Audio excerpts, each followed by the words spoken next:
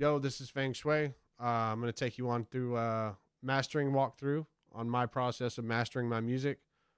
Short disclaimer, I master kind of the way I figured out through different sources and combining a whole bunch of knowledge and making it my own, right? What I do sounds good to my ears. That's all that matters. If it sounds good to you, if it's not totally breaking the laws of music physics, then it's probably sounds good. But always listen to your ear. It's one thing to monitor plugins a lot and monitor spectrum analyzers, but you need to trust your ears. Basically, when you're in the mastering stage, you've already got a good mix down. So I'm working with a track here that's actually it's actually released now on SoundCloud. So if anybody wants to listen to it after, feel free, but definitely not a requirement. But the track I have my mastering chain turned off. I have it in the pre-master version, basically with my mastering chain turned off. I want to let you all hear what it sounds like as just a raw mix down. So I thought this raw mix down sounded good to my ears, so I was good to go ahead and move on with the master.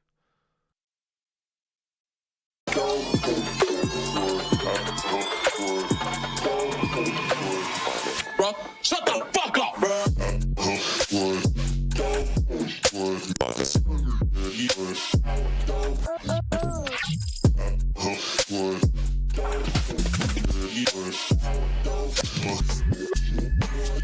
What is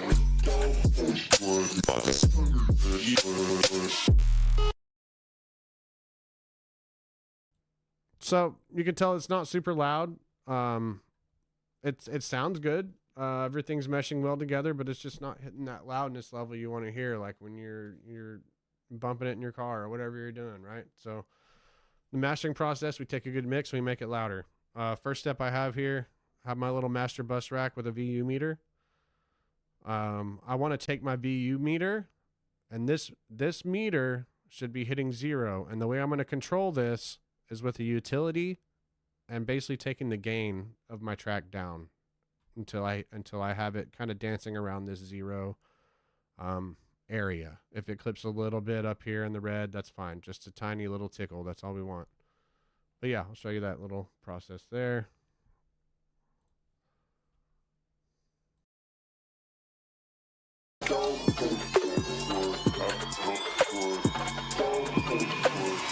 Bro.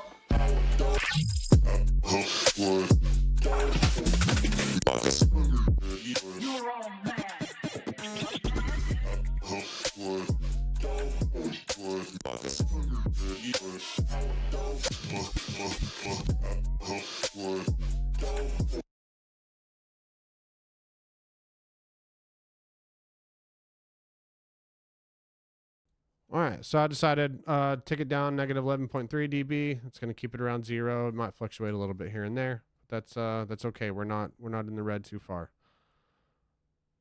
So then I can turn on my master effect rack.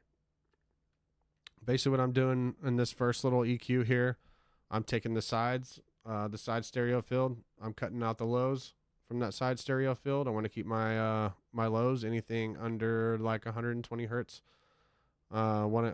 This is actually set at 144, which is okay. I mess with this every now and then, but anything below that, I want all mono, right? Got a multi-band dynamics. I'm taking out a little bit of the lows here, not doing any compression, just doing some limiting on the lows. Doing a little bit more limiting on the lows with another parallel multi-band dynamic. We've got some compression going on here and saturation in parallel, along with a glue compressor at the end. So what I'll show you now is I have the compressor and the saturation on, but the glue compressor off.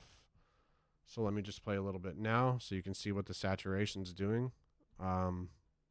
One quick note I like to say about saturation: when I push the drive, I like to match the output inversely, the output of the saturator. That way I'm getting the harmonics of the saturation, but I'm not getting any unwanted distortion. So here's what it sounds like without the glue compressor on at the end.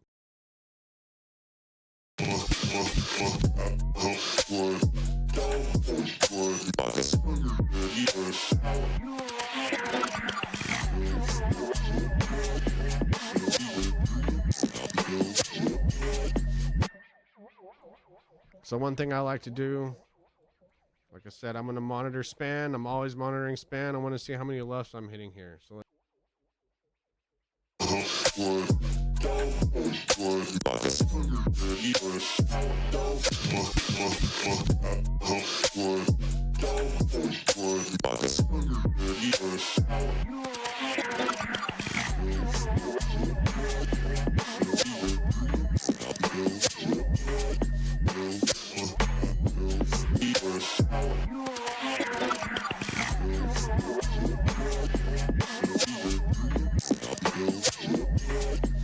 reality.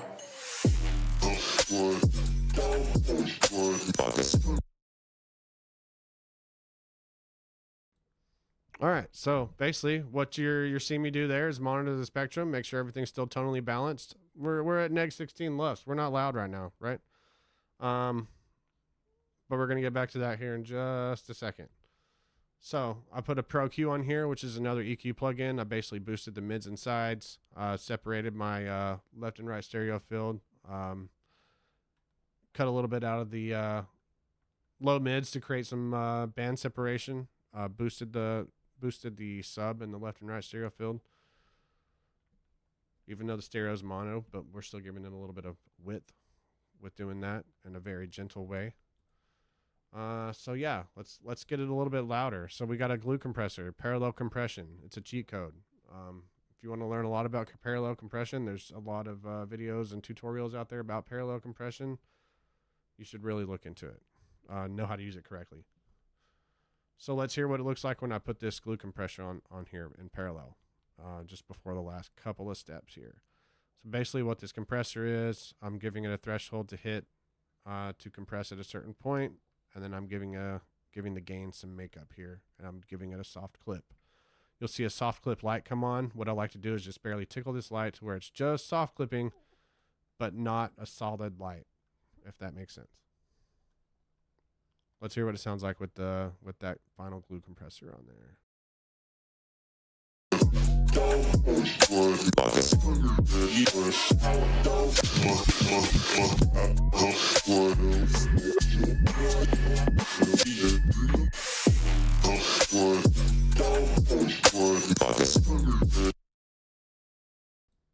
So we're sounding much better, right? Like I said, we put the EQ on there, did some surgical EQ. You should definitely look up mid-side EQ. Definitely some more advanced EQ techniques, but definitely good to learn if you're familiar with basic EQ, parametric EQs.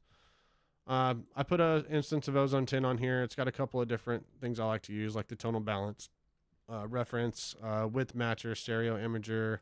It gives me a little bit of a maximizer, so I can optimize it for streaming, but basically maximizers, because kind of bringing out some dynamics and transients in there. Final step here, I have Pro L, which is a limiting plugin.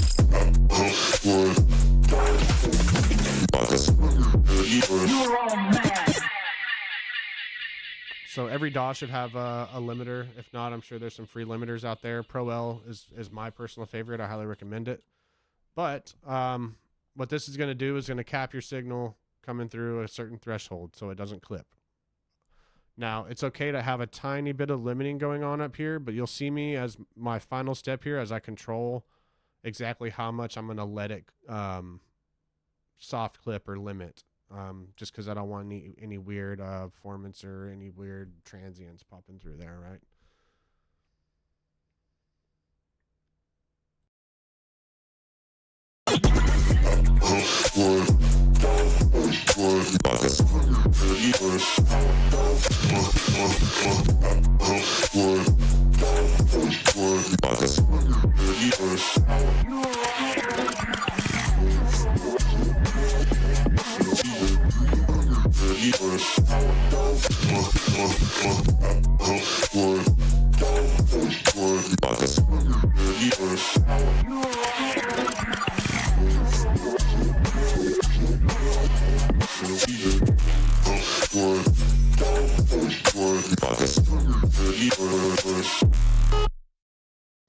Okay, that's as much as I'm comfortable with it limiting. Let me check span here and make sure I'm hitting my desired loudness, which it sounds like I am.